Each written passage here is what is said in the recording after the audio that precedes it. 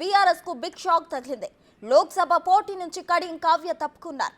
BRS పై భూ కబ్జాలు, phone tapping ఆరోపణల నేపథ్యంలో పోటీ నుండి తప్పుకుంటున్నట్లు కడియం కావ్య లేఖలో పేర్కొన్నారు. బీఆర్ఎస్ కు పార్లమెంట్ ఎన్నికల సమీపంలో ఉన్న నేపథ్యంలో షాకుల మీద షాకులు తగులుతున్నట్లు తెలుస్తుంది. మరిన్ని వివరాలు మా ప్రతినిధి అందిస్తారు. చెప్పండి. బీఆర్ఎస్ కు ఎన్నికల ముందు భారీ షాక్ అని చెప్పొచ్చు. ఇప్పటికే వరంగల్ ఎంపీ సెగ్మెంట్ లో అభ్యర్థి విషయం లోపల మల్లా గుల్లాలు పడ్డారు. చివరి నిమిషం లోపల కడియం కావ్యని అభ్యర్థిగా ప్రకటించడం జరిగింది. కానీ అనూహ్యంగా కొద్దిసేపటి క్రితమే కడియం కావ్య వచ్చే ఎంపీ ఎన్నికల్లో బరిలోని తప్పుకుంటున్నట్లు మాజీ ముఖ్యమంత్రి బీఆర్ఎస్ అధిష్టానమైన కేసీఆర్ కు లేఖ రాశారు. అందులో ప్రధాన అంశాలు చూసుకుంటే ఫోన్ ట్యాపింగ్ వ్యవహారము, భూ కబ్జాలు, అవినీతి ఆరోపణలు తీవ్రంగా వస్తున్నాయి. ఈ నేపథ్యంలో మరోవైపు బీఆర్ఎస్ పార్టీ లోపల ఎవరికి వారు ఏమన్నా తీరనట్టుగా నాయకులు ఉంటున్నారు, ఎవరి మధ్య సమన్వయం లేదు. ఇట్లాంటి పోటీ చేయాలంటూ ఆమె పేర్కొంటూనే కేసీఆర్ దాంతో పాటుగా బీఆర్ఎస్ శ్రేణులు మన్నించాలంటూ కూడా లేఖలు, అంటే ప్రధానంగా పోటీ నుంచి తప్పుకోవడానికి గత బీఆర్ఎస్ ప్రభుత్వం వస్తున్నటువంటి ఆరోపణల నేపథ్యంలో ప్రజలు బీఆర్ఎస్ ను, కేసీఆర్ ను పట్టించుకునే పరిస్థితులు లేరు. ఎన్నికల్లో నిలుచుకున్నా కూడా పూర్తిగా డిపైకి వచ్చే పరిస్థితులు లేవన్నటువంటి అంశంలోనే ఆమె ఈ నిర్ణయం.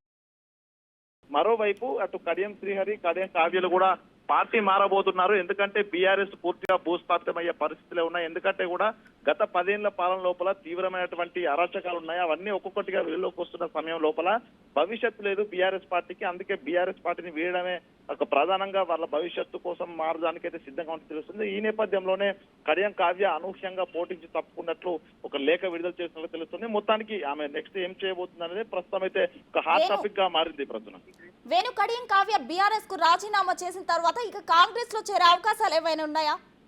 ఉన్నాయి ఎగ్జాక్ట్. ఎందుకంటే గత కొద్ది రోజులుగా కూడా ఢిల్లీలో అధిష్టానం, కాంగ్రెస్ అధిష్టానంతో కూడా టచ్ లోకి వెళ్ళినట్టు తెలుస్తుంది. ప్రస్తుతము అటు కడియం కావ్య, కడియం శ్రీహరి కూడా ఢిల్లీలో ఉన్నట్టుగా తెలుస్తుంది. 2 రోజుల నుంచి అక్కడే మకాం వేసినట్టు తెలుస్తుంది. మరికొద్ది సేపట్లో అక్కడ కాంగ్రెస్ పార్టీలో చేరడానికి అధిష్టానం నుంచి సిగ్నల్ వచ్చినటువంటి అంశం కూడా బయటకు వస్తుంది. మరికొద్ది సేపట్లో అఫీషియల్ గా కాంగ్రెస్ పార్టీలో చేరుతున్నటువంటి ప్రకటన కూడా చేసే అవకాశం కనిపిస్తుంది. అందుకోసమే అనూహ్యంగా కొద్దిసేపటి క్రితమే ఈ యొక్క బీఆర్ఎస్ పార్టీ నుంచి ఆ పోటీ తప్పుకున్నట్లు లేఖ విడుదల చేసినట్టు తెలుస్తుంది. ఇక ఢిల్లీలో 2 రోజుల నుంచి కూడా ఢిల్లీ కాంగ్రెస్ అధిష్టానంతో చర్చలు జరుపుతున్నారనేటువంటి అంశం అయితే కాంగ్రెస్ పార్టీలో చేరబోతున్నారా, అఫీషియల్ ప్రకటన ఎప్పుడు వస్తుందో దానిపైనే ప్రస్తుతం ఒక ఉత్కంఠ అయితే కొనసాగుతుంది. ప్రస్తుతం కడియం కావ్య అంటే పోటీ నుంచి తప్పుకోవడంతో బీఆర్ఎస్ లో గుబులు మొదలైంది అనుకోవచ్చా? 100%. ఎందుకంటే ఇప్పటికే వరంగల్ ఎంపీ సెగ్మెంట్ లో 7 అసెంబ్లీ సెగ్మెంట్ ఉండగా అందులో స్టేషన్ గన్పూర్ ఒక్కటి మాత్రమే బీఆర్ఎస్ కడియం శ్రీహరి గెలిపోతారు. అయితే ఆ ఒక్క స్థానంలో కూడా అటు ఆ స్థానంలో నుంచి అభ్యర్థి వస్తేనే తప్ప ఎంపీ ఎన్నికల లోపల కొంతైనా ఓటు షేరు రాదనేటువంటి భావనతో కడియం కావ్యకే టికెట్ ఇవ్వడం జరిగింది. కానీ ఆమె ఎలక్షన్ పోటీ నుంచి తప్పుకోవడం అనేది ప్రధానంగా అటు ఇప్పటికే ఆ క్యాడర్ మొత్తంగా కాంగ్రెస్ పార్టీ లోపలికి మరికొంతమంది కీలక నేతలు బీజేపీలోకి వెళ్ళారు. ఇక మిగిలిన నేతలనైనా కడియం శ్రీహరి కాపాడుకుంటారని భావిస్తున్న తరుణం లోపల స్వయంగా తను పార్టీ నుంచి తప్పుకునే నేపథ్యం ఆలోచన చేసిన నేపథ్యంలోనే అటు పోటీ నుంచి తప్పుకున్నట్లు ఈ ప్రకటన చేయడము, వెంటనే ఢిల్లీ వేదిక కూడా కడియం శ్రీహరి ఆ పార్టీ కోసం చక్రం తిప్పుతున్నట్టు ఒక చర్చలు అయితే జరుగుతున్నాయి. సో ఈ కడియం శ్రీహరి కనుక పార్టీ కనుక మారితే మాత్రం ఇప్పటికే వరంగల్ జిల్లా మిగిలిన కొద్ది మంది బీఆర్ఎస్ శ్రేణులు కూడా పూర్తిగా పార్టీ మారే అవకాశం కనిపిస్తుంది. ఓవరాల్ గా ఈ యొక్క పరిస్థితి మాత్రం బీఆర్ఎస్ పార్టీకి మాత్రం ఒక కొన ఊపిరిగా ఉందని చెప్పుకోవచ్చు. ఒకవేళ పార్టీ మార్పు ప్రకటన వస్తే మాత్రం ఉన్న శ్రేణులు కూడా పూర్తిగా బీఆర్ఎస్ వీడే పరిస్థితి ఉంది. ఓవరాల్ గా జీరో అయ్యేటువంటి పరిస్థితులే ఉన్నట్టు తెలుస్తుంది. ప్రస్తుతం బీఆర్ఎస్ కు కడియం కావ్య పోటీ నుండి తప్పుకున్నట్లు తెలుస్తుంది. మరిన్ని వివరాలు మా ప్రతినిధి సైదులు అందించడానికి సిద్ధంగా ఉన్నారు. సైదులు చెప్పండి.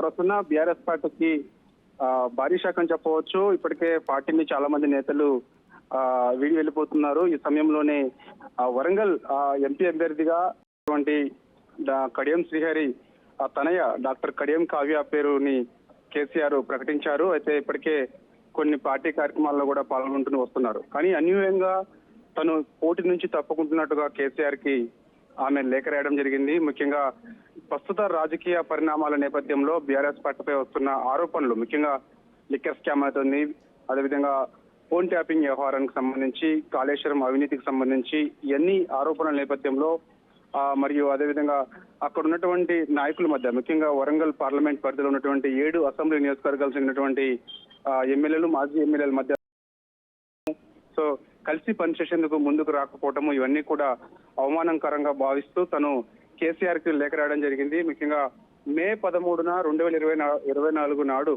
జరిగే లోక్సభ ఎన్నికల్లో వరంగల్ లోక్సభ స్థానం నుండి భారత రాష్ట్ర సమితి అభ్యర్థిగా పోటీ చేసే అవకాశం కల్పించిన మీకు ధన్యవాదాలు కేసీఆర్ గారు అని చెప్పేసి తన ముందు ప్రస్తావన చేసుకొచ్చారు. గత కొన్ని రోజులుగా పార్టీ నాయకత్వంపై మీడియాలో వస్తున్న అవినీతి, భూకబ్జాలు, ఫోన్ ట్యాపింగ్ లాంటి వ్యవహారాలు మరియు లిక్కర్ స్కామ్ లాంటి విషయాలు పార్టీ ప్రతిష్టను దిగదార్చాయి. జిల్లాలో నాయకుల మధ్య సమన్వయం, సహకారం లేకపోవడం, ఎవరికి వారే యమునా తీరు అన్నట్లుగా వ్యవహరించడం, ఇవన్నీ చూస్తుంటే ప్రస్తుత పరిస్థితిలో నేను పోటీ చేసేందుకు విముఖత వ్యక్తం చేస్తున్నానని చెప్పేసి కూడా సంచలనమైనటువంటి ఆరోపణలు బీఆర్ఎస్ పార్టీపై చేస్తూ తను కేసీఆర్ కి లేఖ రాయడం జరిగింది. సో చూడాలి రేపు కేసీఆర్ ఎలాంటి నిర్ణయం తీసుకుంటారనేది కూడా కొంత ఆసక్తిగా మారింది. సైదులు చెప్పండి, అయితే కావ్య స్థానంలో ఏ అభ్యర్థిని ప్రకటించే ఛాన్స్ ఉంది?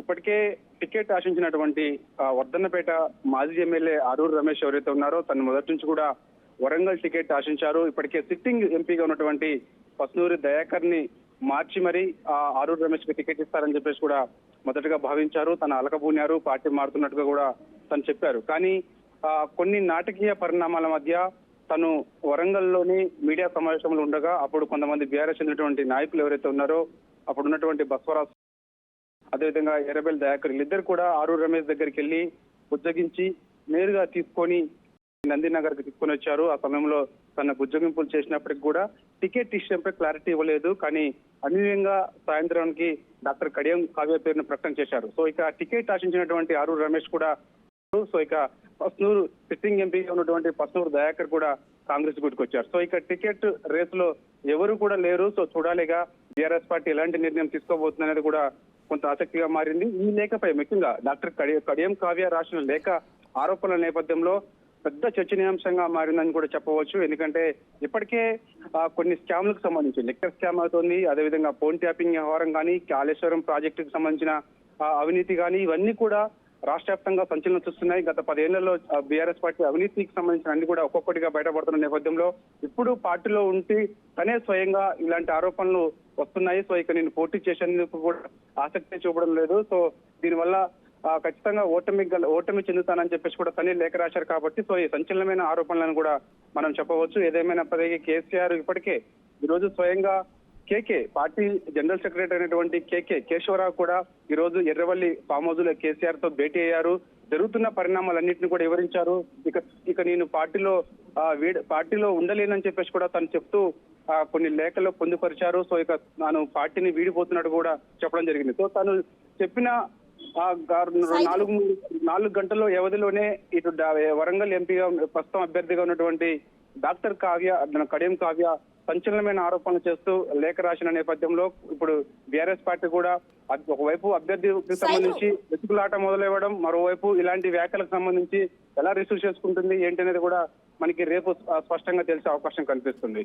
సైదులు కడియం కూడా పార్టీ మారే ఛాన్స్ ఉందా, లేక తను పోటీలో దిగే అవకాశాలు ఏమన్నా ఉన్నాయా?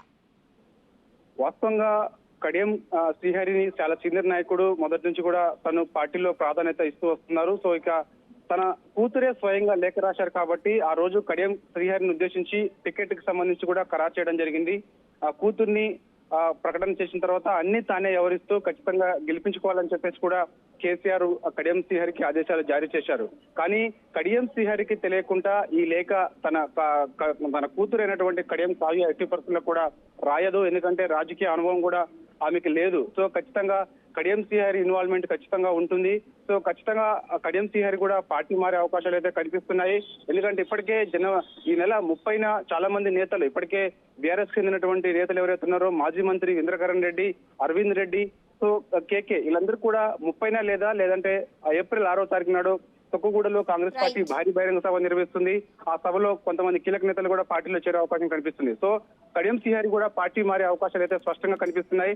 తను ఆదేశాలతోనే కడియం కావ్య లేఖ రాసినట్టుగా కూడా మనకు స్పష్టంగా అర్థమవుతుంది. ఎందుకంటే ఆమెకి ఎటువంటి రాజకీయ అనుభవం లేదు కాబట్టి సో ఖచ్చితంగా కడియం శ్రీహరి సూచనల సలహా మేరకే తను ఇలాంటి ఆరోపణలు చేస్తూ కేసీఆర్ కి లేఖ రాసింది. ఇక చూడాలి పార్టీ ఎలాంటి నిర్ణయం రేపు తీసుకోబోతున్నది కూడా కొంత ఆసక్తిగా మారింది. ప్రస్తుతం రైట్, థాంక్యూ సైదులు.